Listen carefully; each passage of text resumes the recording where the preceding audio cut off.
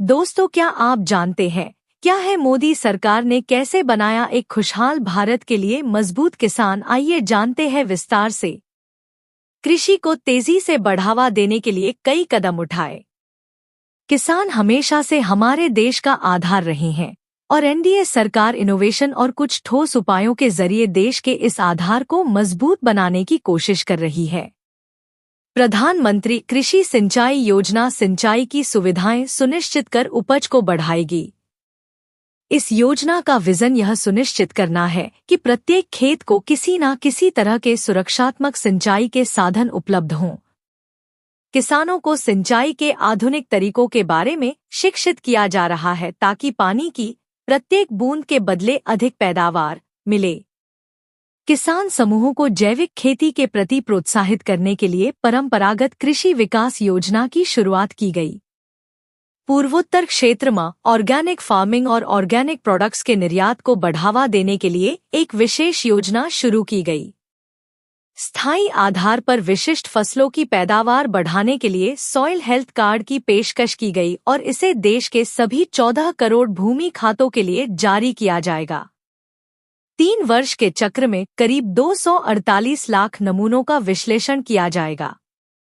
घरेलू उत्पादन और ऊर्जा दक्षता बढ़ाने के लिए नई यूरिया नीति की घोषणा की गई है और आत्मनिर्भरता बढ़ाने के लिए गोरखपुर, बरौनी तथा तलचर में खाद फैक्ट्री का पुनरुद्धार किया गया है। हाल में हुई बेमौसम बारिश को देखते हुए एनडीए सरकार ने तेजी से कार्रवाई करते हुए कहा कि यदि 33% या इससे अधिक फसल नष्ट हुई है तो किसान मुआवजा पा सकेंगे। इससे पहले किसानों को मुआवजा तभी मिलता था जबकि 50% या इससे अधिक नुकसान हुआ हो।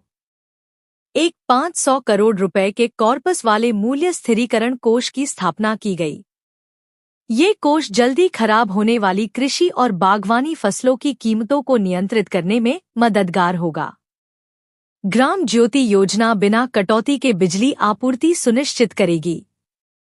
इससे न सिर्फ उत्पादन बढ़ेगा बल्कि कुटीर उद्योगों और शिक्षा सहित इसका किसानों के पूरे जीवन पर भी भारी असर होगा।